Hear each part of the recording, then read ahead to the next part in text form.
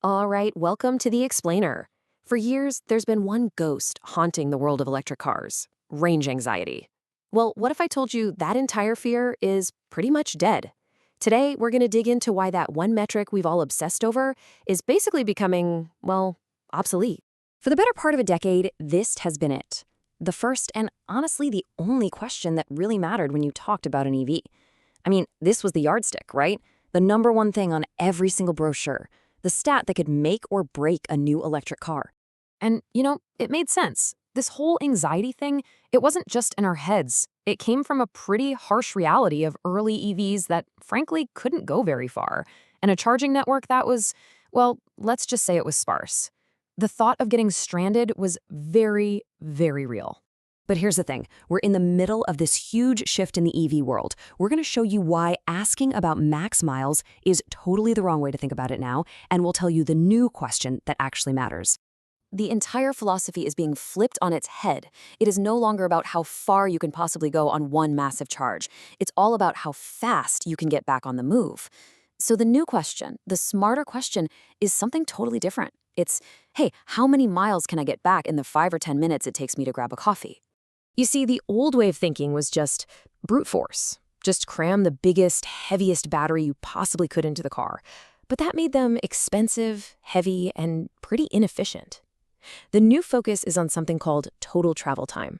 We're finally realizing that taking a couple of super quick 10-minute stops is way, way smarter than just dragging around a giant battery that takes an age to charge up. So how did this happen? How do we go from a 45-minute chore to a 10-minute pit stop? What tech made this feel like science fiction just a few years ago? Well, it wasn't just one magic bullet. It was actually a powerful combo of three key innovations all working together. Okay, so these three things, they're basically the foundation for this whole new charging experience. They work in perfect sync to make charging almost as quick as hitting a gas station. Let's break them down. All right, first up, 800-volt architecture. Now think of voltage like water pressure in a hose. For years, cars used a 400-volt system. By doubling that pressure to 800 volts, you can just blast way more power into the battery in the same amount of time, and you do it with less waste heat.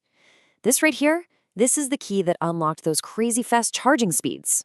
Next up is the battery chemistry itself. This C rating is basically a measure of how fast a battery can safely suck up power.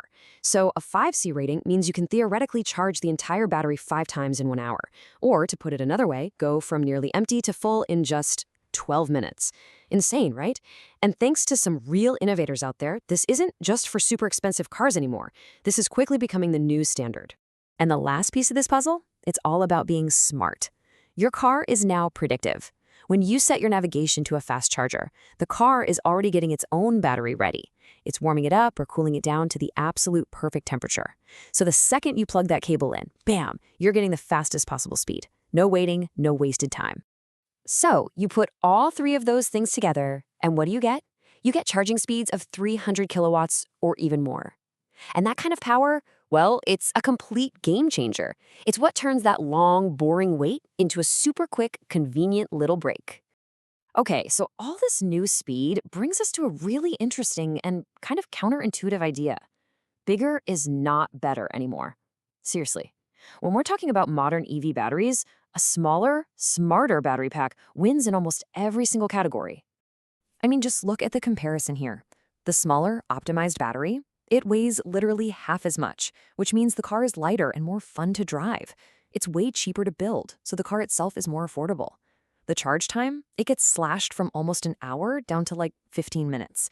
And maybe most importantly, its environmental footprint is cut in half. It is a win-win-win-win. So the tech is there, right? We've seen how it's evolved. But now, let's talk about what this actually feels like on the road. Because with range anxiety pretty much solved, the final hurdle isn't the car anymore. It's the chargers themselves.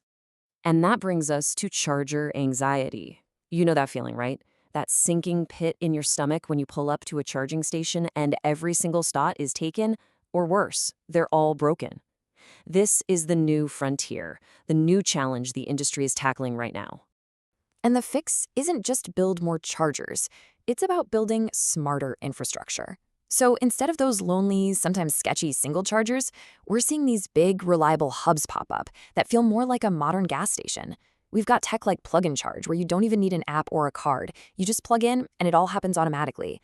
And get this, with vehicle to grid, your car can actually become an asset, selling power back to the grid and earning you money. How cool is that? So, what does this all mean for you, the person behind the wheel?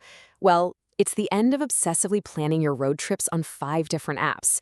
It's simple. You get in the car, you pop in your destination, and the car does all the work.